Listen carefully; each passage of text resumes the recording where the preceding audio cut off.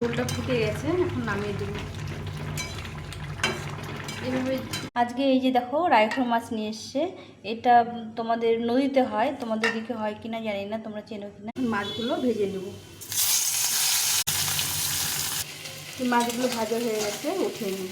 লঙ্কা আর জিরে ফোড়ন দিয়ে দিলাম, দিয়ে আদা জিরে লঙ্কাটা বাটা আছে এটা দিয়ে দেবো। হলুদ গুঁড়ো দিয়ে দেবো। মশলাটা কষা কষা হয়ে গেছে, আলুগুলো ভেজে রেখেছিলাম এই যে দিয়ে কষা হয়ে গেছে। সর্ষে বেটে রেখেছিলাম, এই সর্ষেটা দিয়ে দেবো। ফুটে গেলে মাছটা দিয়ে দেবো। আর এই দুটো কাঁচা লঙ্কা চিড়ে রেখেছি, আলুগুলো সেদ্ধ হয়ে গেছে, এগুলো আগে ভেজে রেখেছিলাম আলু আর বেগুনটা। এখন এই মাছগুলো। তোমাদের রেসিপিটা কেমন লাগলো অবশ্যই কমেন্ট করে জানিও। ভালো লাগলে লাইক শেয়ার সাবস্ক্রাইব করে পাশে থেকো। টাটা।